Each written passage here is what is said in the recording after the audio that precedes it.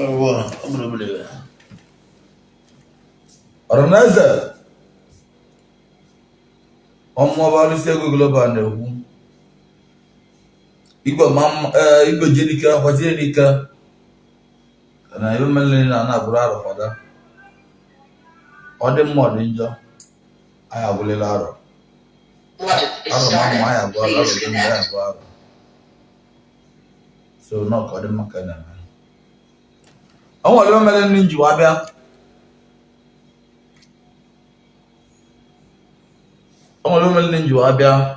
I want a chance for you basala Facebook and even live since I would do to on a project in Janaka. On a project in Janaka. On weapon na so one on not of Nigeria. So no more than negative in the media. Or my chance for Facebook and other things. Even never be online. Wow. On will melon ne. Ncho can kill your own the air. More about the global boy and word okay, bro. Even no mother, mother, man.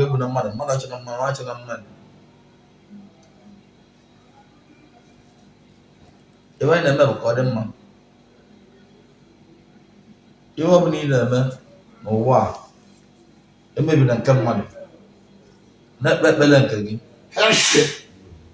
After general mother, after general one guy, Makana one again and more. You know, Makana one guy, but go mount, Siki Bagamba. On 14th February,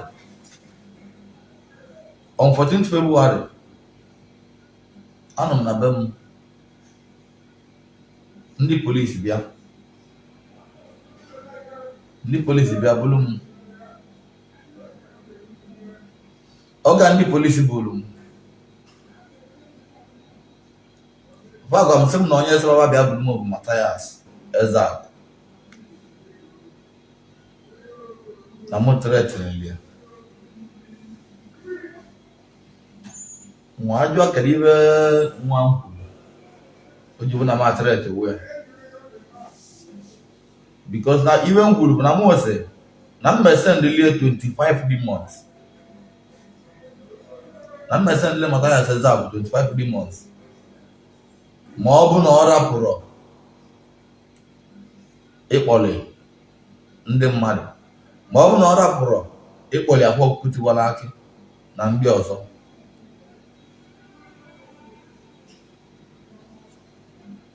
Police kpọrọ m bulu to Stacy ID.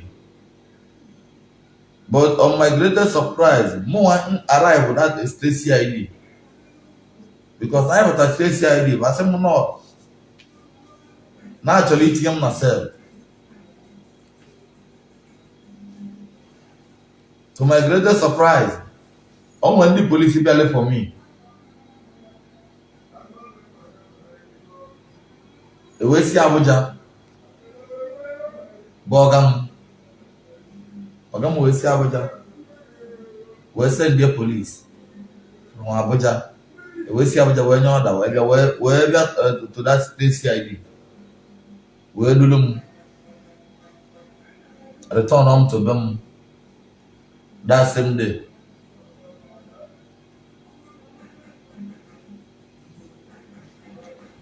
Now, even the book up no can sign undertaking. Now, even the book up now Matthias Chok and more about the book can sign earlier undertaking.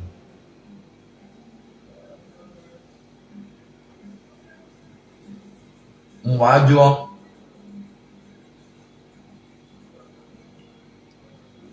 ndị Igbo huchiwe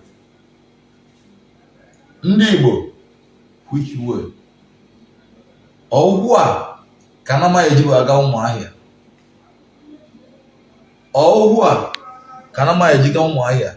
otu a ka esi wee mee nwanne adịmachụ nwoke adịmachụ nwaanyị achọrọ m mmegide nwoke, achọrọ m mmegide nwaanyị. Ibe nna m kwụ n'ime bụ ebebelu ugobelu kama nke si ibi ebene nkwukwu anya. Mana ezo. Ibe mmeli ji ọbịa na this Facebook today when they go okwu a mgbe m jụrụ ka m clear the air because na anyụ siansị masị akụpịara ọnụ ọ bụla otu achọrọ ka m save this update na Facebook ka ọ bụrụ a memory because na ọ bụrụ na m ekwuru okwu a taa na Facebook a ọ ya bụrụ a memory mmelutere ya next week in just sign early Matthias undertaking. But nwere nchọ ka m gwara na eze ndị Igbo. Ibe nchọ ka m gwara na eze ndị Igbo bụ na Nnamdi Kanu nọ na Kuje prison kịta. I mean na DSS custody.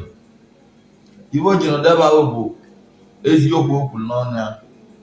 Ọnya tinyere ya na nga. Ibe tinyere ya na nga bụ eziokwu Nnamdi Kanu kwuru. Anyị bụ Israel, anyị bụ ala Igbo, anyị bụ Agụleri, anyị bụ mmụọ. Ejiri isi dibịa nna mgbọrọ. Ibe sie ike bụ abịa baba anyị. Ibe sie ike bụ abịa Agụleri bịaba mmụọ. Ọ ka ọ dị mma ka eji abịaba anyị. Chinwụba ọnụmba bụ nye akacha ibe gbara agba. Agha Chinwụba ọnụmba gbalị ka ọ gbasịrị ewere polisi bịa kpọrọ ya. Ibe ji bịa kpọrọ ya bụ na ọgbara agba gbasịa loko na nwa ezo Igbo agba si ya na onye unu bịara abịa ya n'ọnwụrụgo unu na luobu unu ekwudokwa ya nwa ọbụna ọnwụgo ma nwa na luobe ọbụna nwanne ya nnọọ nwụrụọ ogodo ndị polisi si na Chinwụba iliwo mgbe si na mgbesi bụ egwu nwanne ya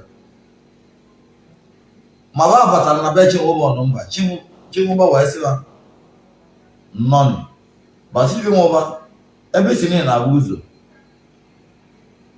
kedu mkpụrụ ọna dị n'ime ọbẹ maka na ba je gote ọbẹ kponu mkpụrụ na-asa wee n'ime ya ba gwara Chinwụba ọnụmba ibe dị n'ime wee jụọ Chinwụba mkpụrụ ọna dị n'ime ọbẹ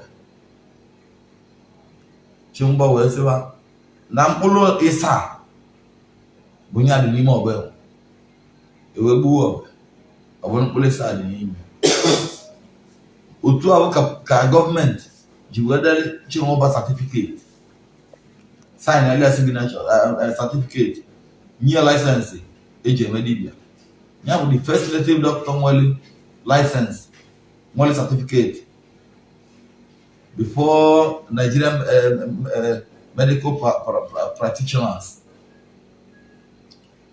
Ọnwa bụrụ na ọ tego aka anyị si wee bụrụ agha o tego aka anyị si watara ahụhụ o tego aka anyị si wejere nga o tego aka anyị si jere sel maka eziokwu ekwuru